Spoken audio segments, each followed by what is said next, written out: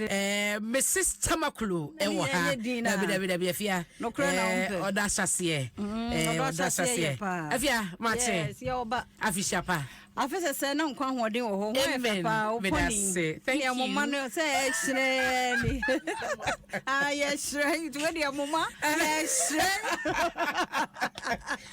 Afia mama feel dodo feel dodo yes ho akwaba oh ye nua na ahade boko de tie ne se Adom FM ye di dwuma se ja wabeto yen yidie na e wose no bo amane e no de Afia wo de do fa no to se e yo da sase enti no de se bia wo hoi a wo be ka wo story a che yen yi ayuwa e twa wo live enti wi na ye twa video no na wo posti wo handle so be san so send e de afa number we so e 0540 106 467 0540 106 467 enti wo kire kwan a ofa social wo dofo no ewia betwa ne video nya ne tententen ye ne brief so dey post ya ko for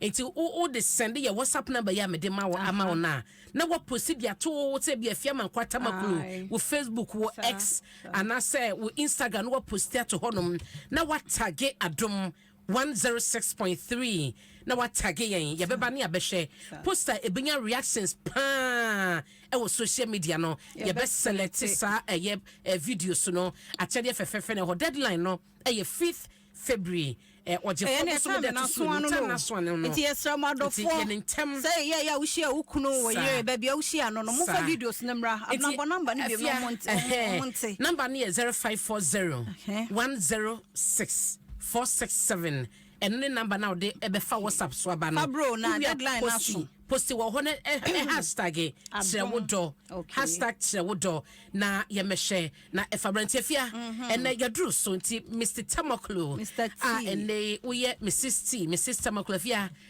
musia wo he ahyase no eyede Afia misia no one sia no doko bia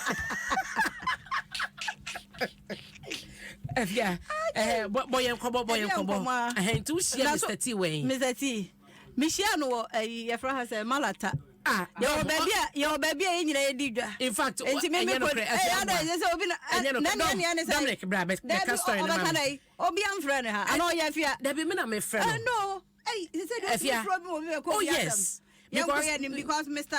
Afia won ko wani mo obeba and time bi obeba Afia my story no eno na make enye no kre Afia me nim so woni mo me amede me hu me say Afia ka story ne kire yenti Mr. Tamakloe musia we Enzo me share no malata okay ya obabi edidwa okay me one day me ko didwa on me share but my particular woman be edidwa na me che no na the way no ya quiet or ya gentle or ya calm yeah on pen once so mama for bia on pen to ko hunu odwom na hu na sanya me na mkope but on sade bo hu a click you hu shi obi a hu na click of course sorry say na bi ho pa ye be say but enye dwom Afia kanokre Abena na Friday ya me peka na ye wo krada nti Afia but story no say de wo kan no ma no wo say yes nti Afia ye romantic akra na hyase nti no na ye da ben na ye da ben da kro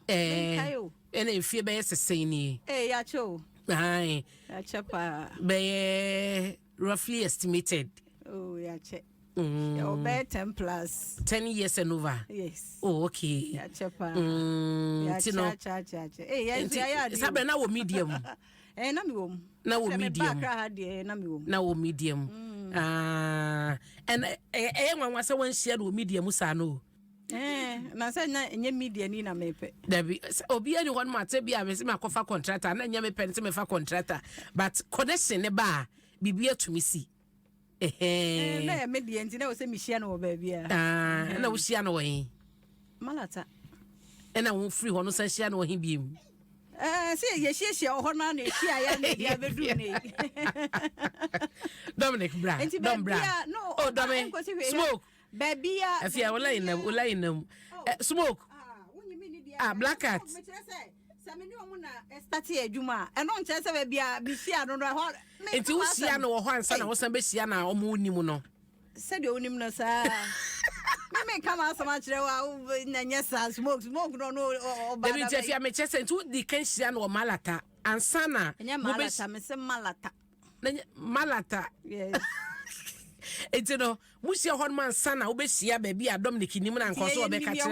Sana had you also open with you. It's a hifan said I official say with ye.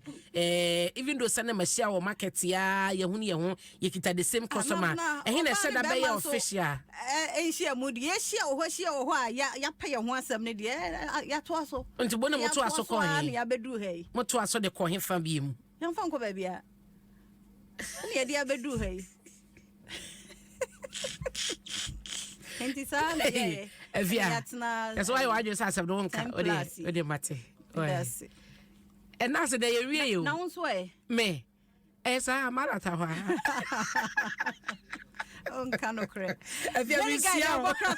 Any day at was so the one cratano Abena, Sandy and Rayna Yenimi and Cassiamo Hoduono. OSP, Yashana Sema, Miss Cecilia.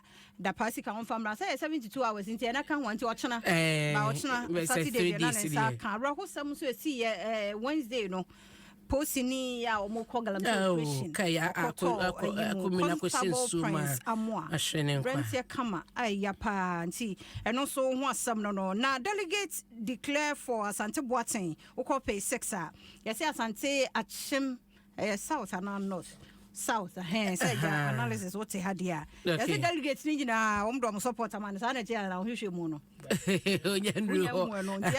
oba delegate the Bokrata na e wa ha na Major General Opon Pepa. Any some person mo chese 100%. What you say the whole delegate a candidate be ya. Kwaku Asante Boateng. Kwaku Asante Boateng ye be di etiwe o tene ya. Maintain kando. Ye be di eti na ya hwese obenya 100% no say the delegate de kan ya. Nti ayi chum moni na ho no na.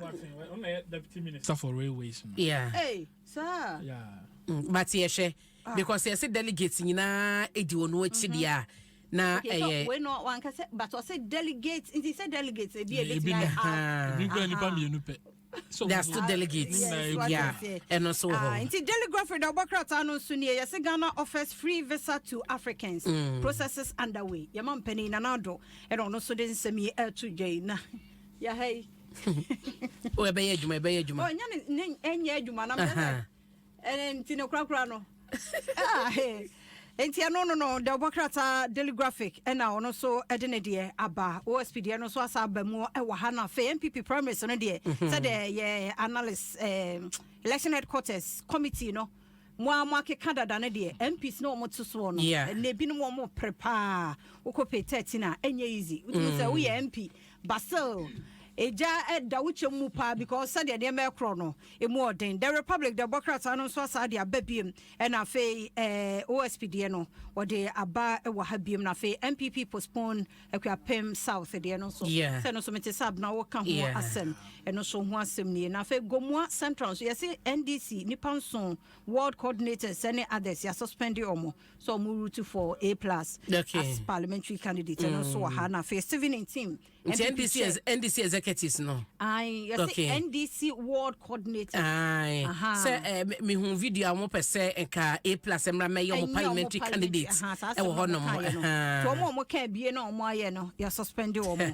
And o 17 so chairman dema MPP or see race for parliament heats up as MPP votes tomorrow. Inti ano so enwa semenie. The Ghanaian publisher so ediaba ora sante ayi one was up here, delegate whom Payaguno Sopa, Santia Chim South delegates, rate MP high, and so Eda and Nimoha, and our Ghana to implement visa free policy, no, and also Ghanaian publisher, and also Ede Abba, Abena, Afia, Menua,